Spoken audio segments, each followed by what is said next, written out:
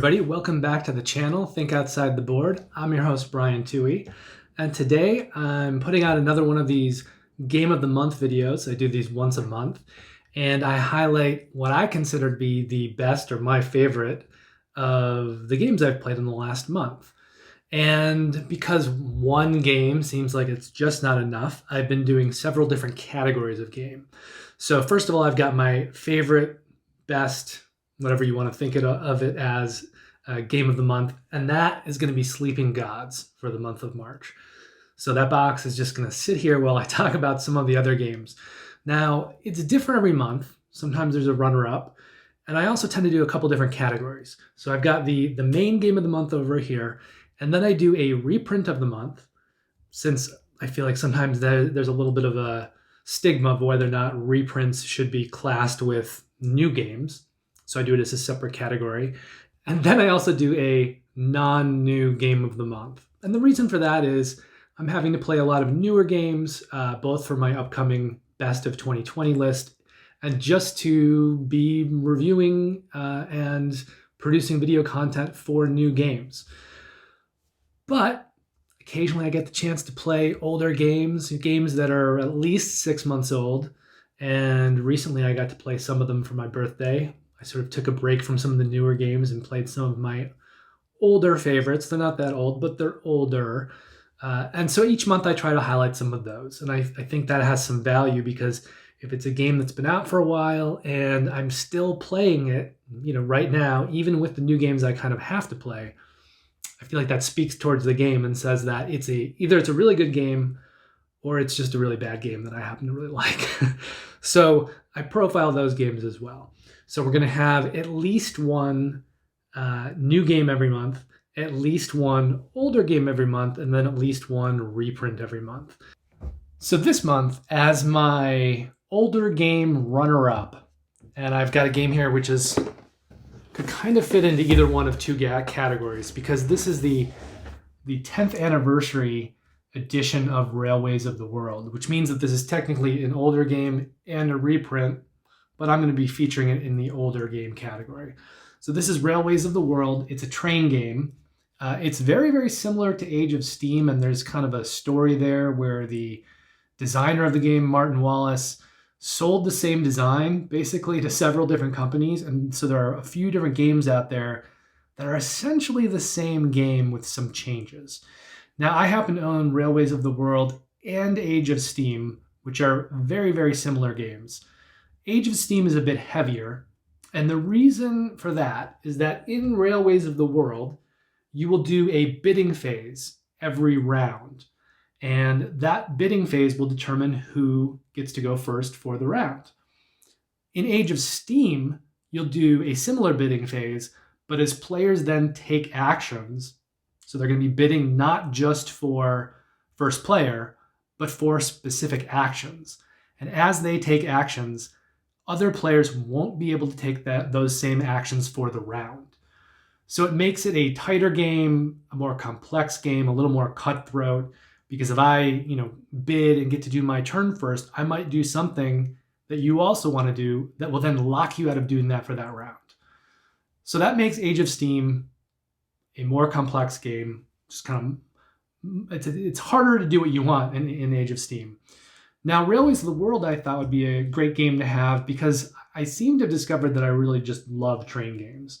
And I even like playing Ticket to Ride, which is, one of the probably 4 most popular sort of gateway intro games, along with, I think, Seven Wonders, maybe Stone Age and Carcassonne. I hear Ticket to Ride talked of a lot in that group of 4 games. But I still like it. I like train games. I like, kind of building tracks and the tactile element of that, and then kind of simultaneously pursuing these endgame bonus goals while you're building track and delivering things from location to location. So Railways of the World is a somewhat lighter version of Age of Steam. It's not as sort of cutthroat with the bidding and the action taking, but you've got some boards are these massive boards. There is a 6-player version of the Western United States map and the Eastern United States map. So you kind of take these two already big maps, you connect them together, you play this transcontinental variant. It's huge, takes up the whole table, and it's just this enormous board that can play with 6 players. And I find everything about Railways of the World and Age of Steam just really neat and really fun. And I like the components. I like the tile laying and the sort of trying to move cubes out from one location to another location sometimes before another player can kind of get there and do it. And the way you kind of always have to sort of change your tactics depending on what other players are doing to kind of connect different cities and the goals that you're pursuing to deliver those cubes and build those tracks and pursue those endgame goals. So I played Railways of the World with my fiancée, Kristen, for my birthday, and I had a great time. And I think Kristen decided she doesn't really like train games. So I don't know if we'll be playing Railways of the World again anytime soon, but I had a really, really fun time playing it for my birthday. I'm really looking forward to, once the self-isolating of the pandemic is over, to be able to play this with higher player counts. Because a game like this, I think, just gets insane with 4, 5, 6 players and kind of a lot happening all over the board. It's just really fun, semi-controlled chaos. I don't know eventually if I'll keep both Railways to the World and Age of Steam. I think because they're similar enough, one of them is going to go eventually. But I do have a lot of maps for both games, and the maps add so much variability. There are certain maps that you want to play with 2 players, other maps you want to play with 6 players, and kind of everything in between. And I think for both games, I've got a good variance of maps. So at some point, after people are vaccinated and people are playing games again publicly, with larger groups, I'm definitely going to need to play both of these games at kind of all kinds of player counts and just have a lot of fun with both of them, and then ultimately make a decision, what am I keeping?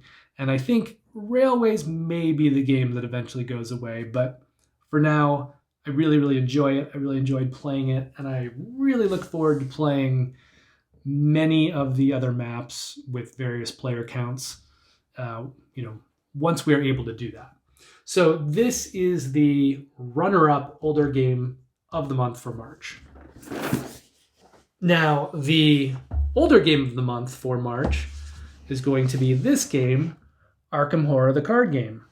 And again, I have another game that's kind of similar to this game, and that game is Marvel Champions. Now, I happen to know that Arkham Horror is much more concerned with sort of ongoing storylines, telling a narrative story, and having players get involved in that story, almost like it's a role-playing game. As you get into the larger expansions, they tend to be 6 scenarios each on average.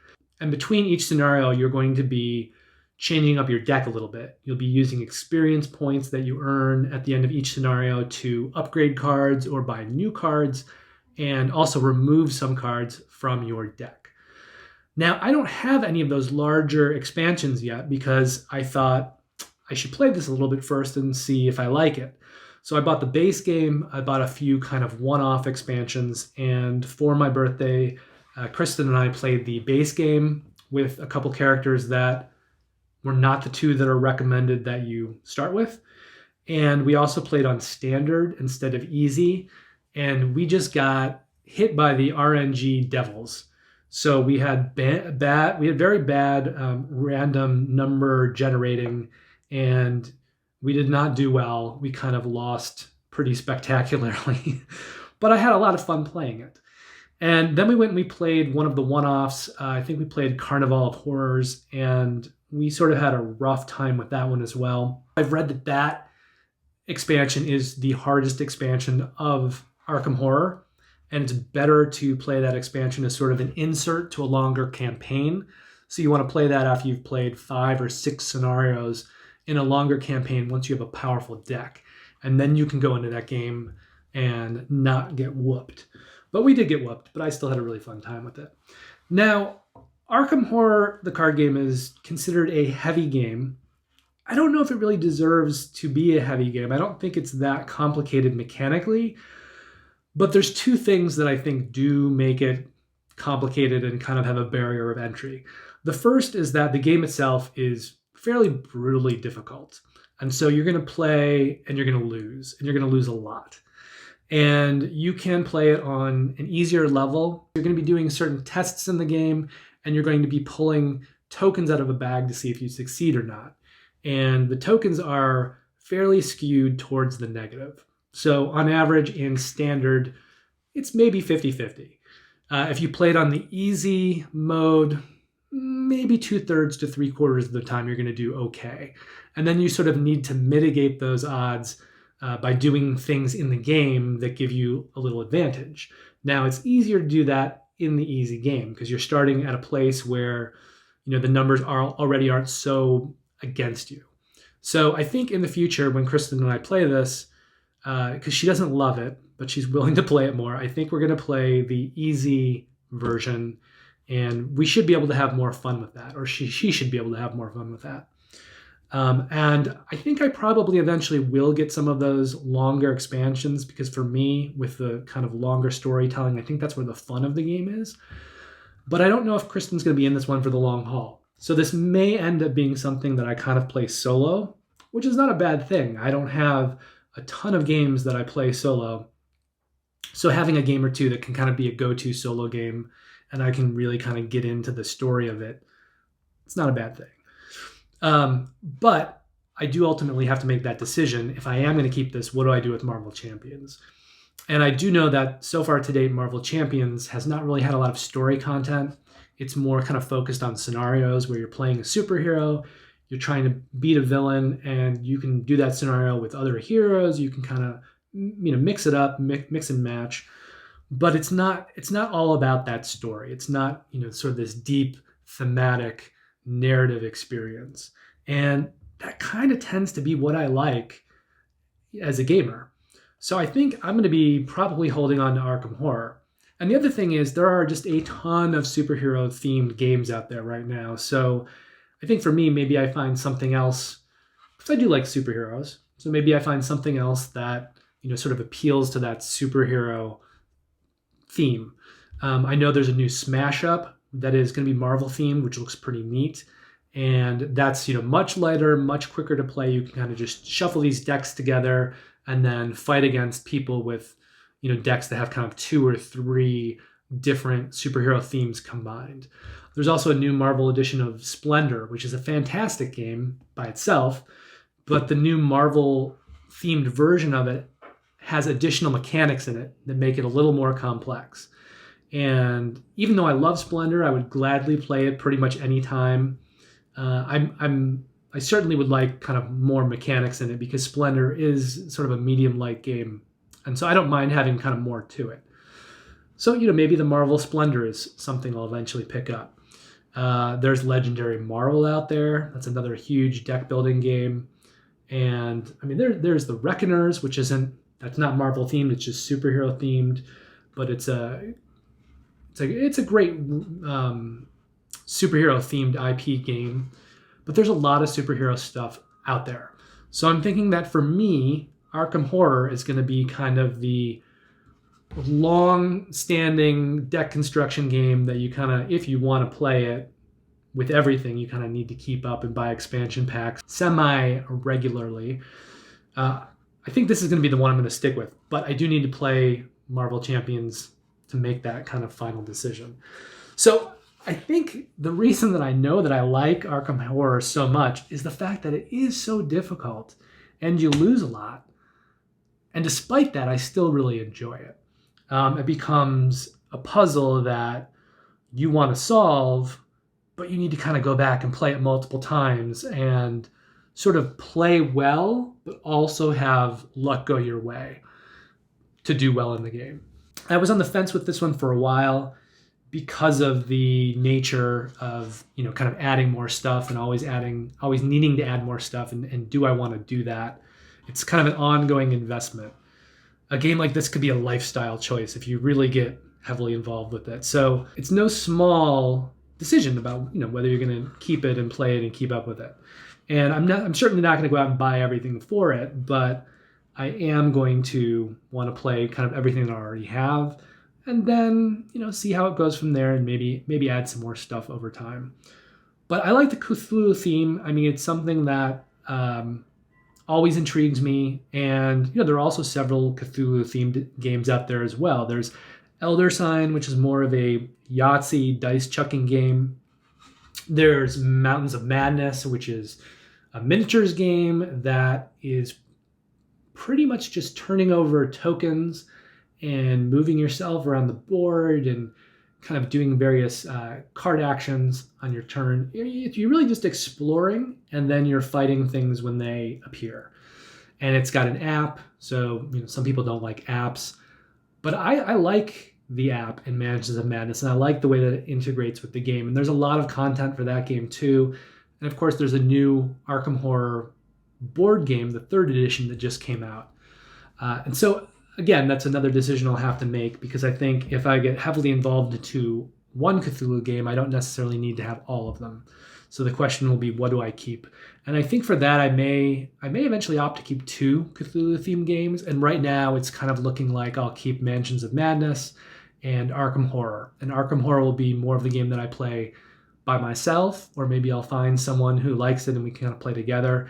And then Mansions of Madness will be the game that I probably play more with, maybe even with non-gamers, because you get the app going, it kind of takes care of some things for itself. And it's a lighter game, it kind of does a lot of the work for you, but it's got a lot of table presence and it's really fun. And it doesn't feel as sort of punishing as Arkham Horror, the card game. I think Elder Sign is a game that will definitely get kicked, just because I don't really like that kind of Yahtzee type gameplay, and my fiance Kristen really doesn't like it, and it just doesn't seem like that's going to be the game that I keep, if I have kind of several of these games. But Arkham Horror, the card game, remains something that I find fascinating and I really enjoy, even when it's difficult. I don't know if I will ever play the difficult or insane versions of the game. I think not. I think I will probably content myself with the easy version, and maybe eventually if I want to challenge the standard version. But I think there's enough difficulty there in those easier modes of the game that I don't even need to bother with the heavier versions. But anyway, Arkham Horror, the card game, this is my older game of the month, with Railways of the World being the runner-up.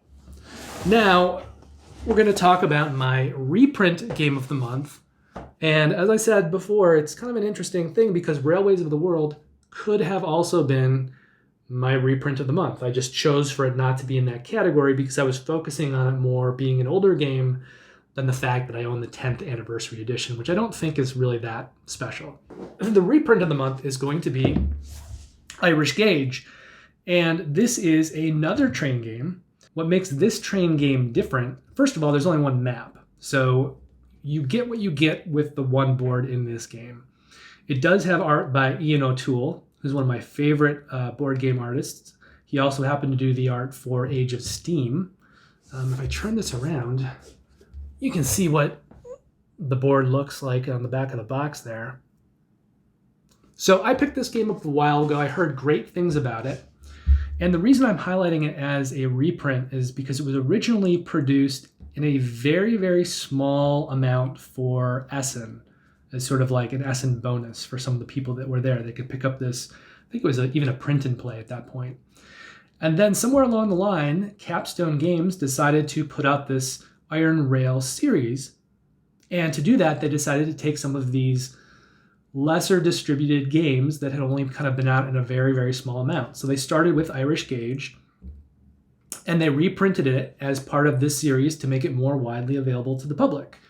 And I picked it up, and then the pandemic started, and this happens to be a game that you cannot play with less than 3 players. So I played it recently within the last month, but I did not play this copy. I played online on Tabletop Simulator with some friends. And I do like it. It is a lighter game. It is a medium light game. And the reason that it is a lighter game is that there is no pick up and deliver in Irish Gauge.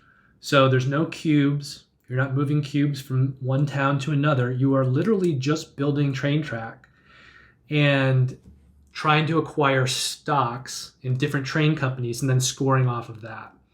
So it takes, the normal train game mechanics where you're kind of building track, you've got, usually cards that are giving you some kind of bonuses, and then you're doing that pick up and deliver element.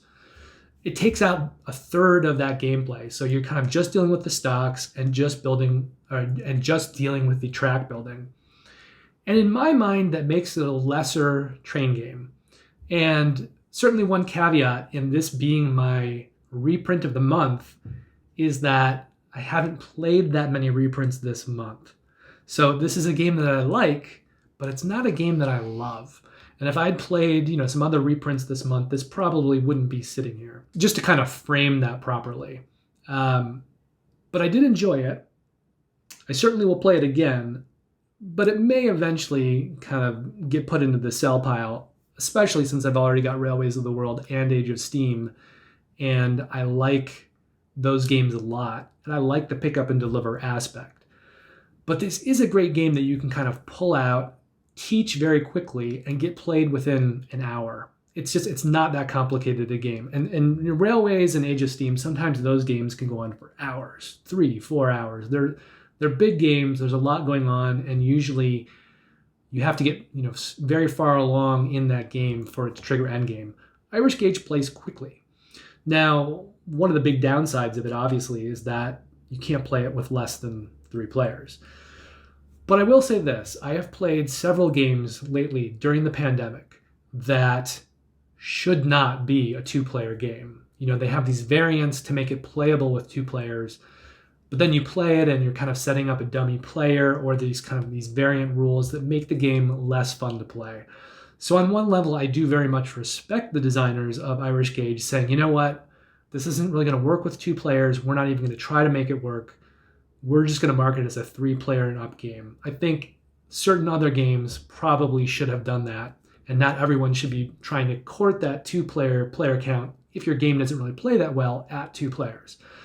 So at least Irish Gauge, it's sort of honest with what it does and does well and what player count it plays at. And for that, I can certainly kind of respect the publishers not trying to push it on to a 2-player count. So for a while, this is going to stay in my collection. I think, again, at the 4 or 5 player count, it's going to get a little lively. It'll be more fun with this kind of cutthroat gameplay, both for track building and for stocks. But it just does those 2 things and does them very well.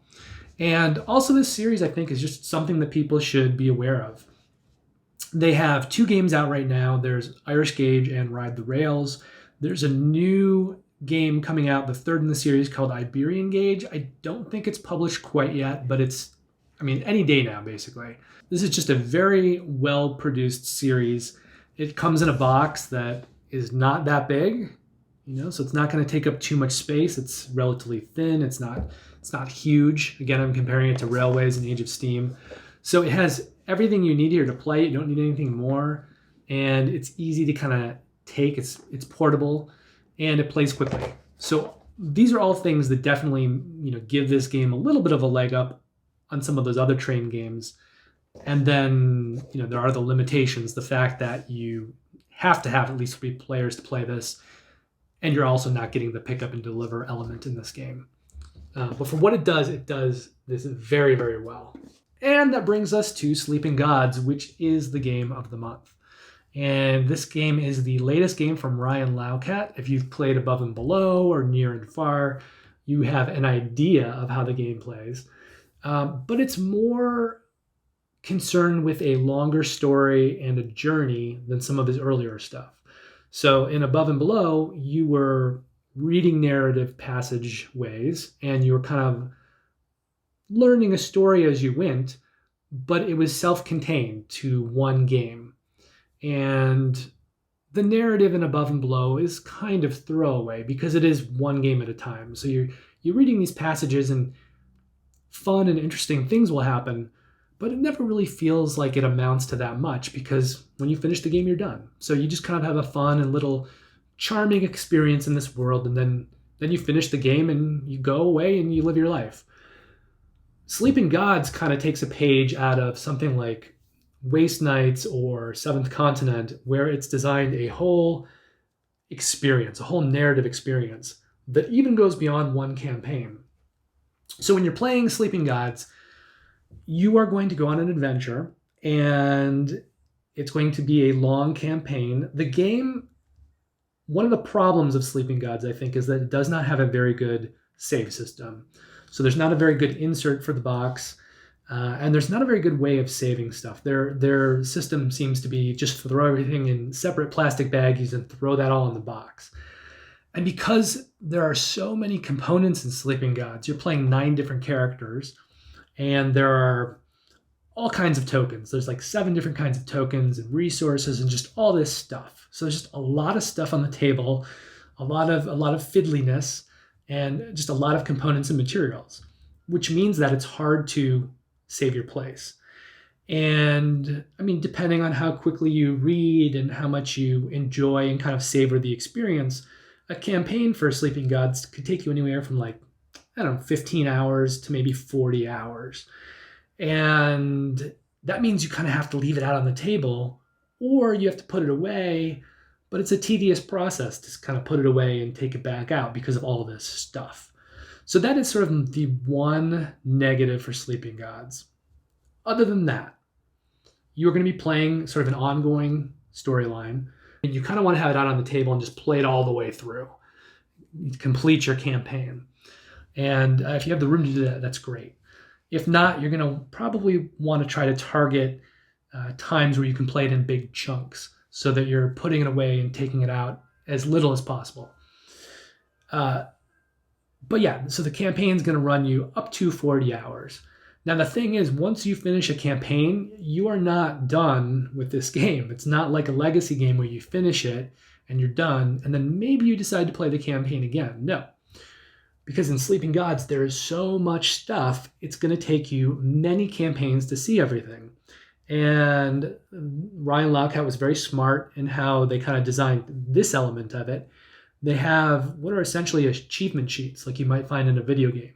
You know, if you're trying to platinum a game on PlayStation or an Xbox and you're trying to 100% that, you have an achievement sheet. So when you go through and you play a campaign, you're going to mark off all the little cool things you discover, all the little achievements that you achieve while you're playing. And when you get to the end of your campaign, you're going to look at that achievement sheet and you're going to say, wow, we did so much stuff, but we've only discovered like 17% of the stuff in the game. And so you'll go back another time and you'll play another campaign, and maybe you'll go into, you know, a different area of the world and you'll explore different things, or maybe you'll have certain knowledge that you gained from your previous campaign, and you'll know like, okay, I'm not going near that island again. That island is a terrible trap that only is full of pain and misery. So we're going to avoid that island. We don't need to go there. There's no reason for it. So you kind of learn things as a player from campaign to campaign. You will also unlock things that you can then kind of bring into the game later. So maybe the first time you play it, you kind of do certain achievements and you get to bring out certain cards or, you know, other elements into the game, and then that expands that gameplay in the future. And I really, really like the way that this is built. I think when you compare it to something like Seventh Continent, it can be punishing, but it's not as punishing as Seventh Continent is. And the reason is that Seventh Continent has a mechanic where you may get very far into that game where you're solving certain puzzles, depending on which quests you're doing, but you may get pretty far into that game and then die. And then to kind of like go back and finish that quest, you're going to have to start over, and you're going to have to repeat a lot of what you did before. Now, you may remember, you know, some of what you did that was good and some of what you did was bad. And so you may try to like repeat the good things and avoid the bad things and explore other areas. But there's a repetitiveness in that gameplay where you may go through several times to be able to do something. Like you may have to play it 3, 4, 5, 6, 7, 8 times, often repeating a lot of what you've done before to be able to get to the point where you make that progress and you complete that quest. So what I like about Sleeping Gods is it doesn't do that. It doesn't sort of fall victim to that repetition trap. In fact, it sort of incentivizes you to go out and try to do different things each campaign and explore different parts of the world And then, through your different campaigns, you're kind of putting them together and saying like, hey, look, I did this during that campaign and this over here during that campaign. And throughout all my campaigns together, I got to see this full picture of the world. And it also has an expansion, if you back the Kickstarter, called Tides of Ruin, which opens up sort of 3 new sections of the map that aren't available otherwise. So again, once you've finished with this huge, massive multi-campaign gameplay, you can still bring in the expansion and then kind of do even more things. I sort of liken it to an expansion in a video game where, you've kind of finished the game, you've done everything, you've gotten all your achievements, and you're ready to put it away. And then you're like, but wait, there's this DLC pack that will then allow me to go do something else and get, say, another 30, 40 hours of gameplay after you've already finished that initial 100, 200 hours of gameplay. So there is a lot of gameplay in this box. There's a lot of narrative experience in this box. At times it can be difficult, but the way that the game adjusts for that difficulty is forgiving. So you may kind of lose people and die when you're playing the game, but it allows you to play on sort of different difficulty settings. If everyone in your crew dies, it allows you to bring them back to life and start over. You just take a penalty in doing that. So it feels like everything in this box is very much sort of designed towards being forgiving even when it's difficult. And sometimes that's an interesting line to walk, or to try to figure out how to incorporate it into a design to make it challenging, but not like prohibitively awful where you just don't want to play it because it can be a nightmarish experience for some people. Certainly with Arkham Horror, the card game, that is the case. Certain people are going to be turned off of it just because the game is sort of punishingly difficult. But Sleeping Gods is really smart in how it's always leading you with that carrot rather than using a stick. And it's always kind of keeping the gameplay fun, even when it gets difficult. And I've barely scratched the surface on this. We're still only halfway through our first campaign. I do have a first impressions video, so if you want to hear more about it kind of in detail, you can go check out that first impressions video. And I certainly will be doing a full teach and review at some point, probably after I finish our first campaign. But I really love this game. I think it's fantastic. I think in terms of all the storytelling games out there, it's one of the better ones.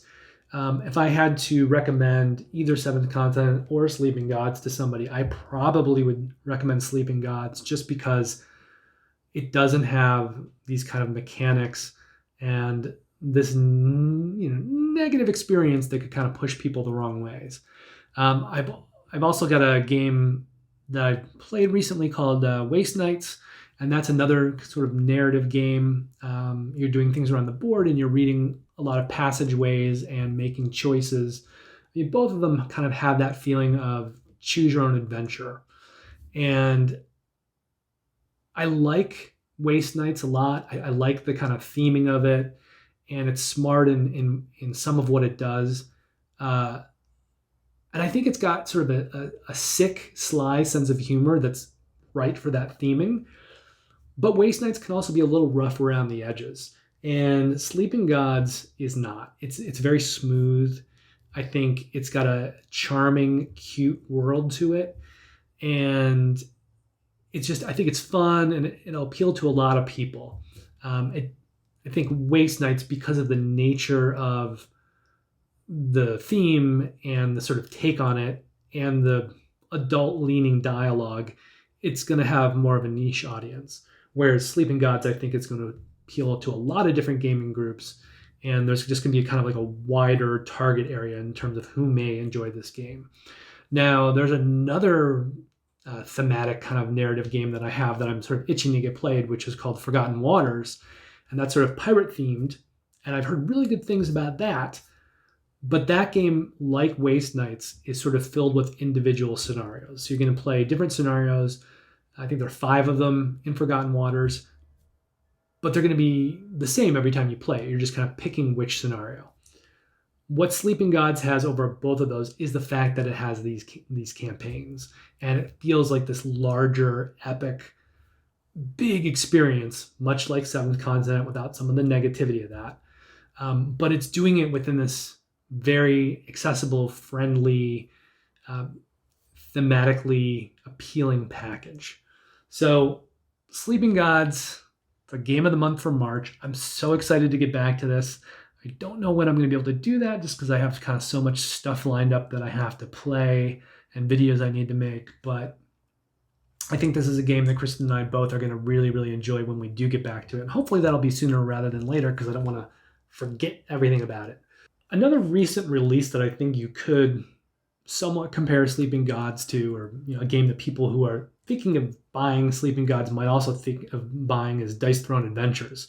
And if you remember, Dice Throne Adventures was actually my game of the month last month. What makes those two games different is that Dice Throne Adventures doesn't really have a story element to it. So you're taking your characters from Dice Throne and you're playing them cooperatively and going through this dungeon crawler. And if you watch that video, I talk about that game and how fun it is. It's like eating potato chips. You just can't stop. It's so fun. It's so well designed. But there's not that narrative element to it. So it's got a lot of variability. Every time you play Dice Throne Adventures, you're going to have a different experience because you're going to be using different tiles and different monsters, and you can play with different characters. There's a ton of variability baked into Dice Throne Adventures. But the one thing that it doesn't have, it's not a story-based game. So you are literally just kind of playing these mechanics. You're playing this dungeon crawler, and you're doing it through the mechanics that make Dice Throne just so ridiculously, addictively fun. But it doesn't have that story element. With Sleeping Gods, what you get is that kind of ongoing story where, like in certain video games, you're discovering sort of quest hubs, and you'll go out on this quest, and going out and exploring that area and maybe fighting the monsters there and making different choices there will teach you about what's happening in that world of the game. You'll find out about certain stories and you'll learn about the lore of the world. And as you're doing that, the world itself will kind of open up. You'll find yourself getting deeply into these stories that have layers and kind of levels beneath them. Maybe you'll find out about one aspect of the world over here in this quest, and then when you go on a quest in a different area of the world, you'll hear something else, and that'll kind of connect back. So you're always trying to kind of like uncover that story, the completely connected story of the game. And that's a lot of what makes Sleeping Gods fun, is that narrative story, and it has that element that Dice Throne Adventures does not. So if you're sort of like on the fence trying to decide between those two games, those are important distinctions to make between them. Sleeping Gods is the game of the month for March. Thank you very much for watching. If you're new to the channel, consider subscribing. You can also like the video, and if you want to be notified whenever I publish videos in the future, you can hit the alarm bell as well. Other than that, have a great week. I hope you're all doing well, and I will see you in the next video. Take care.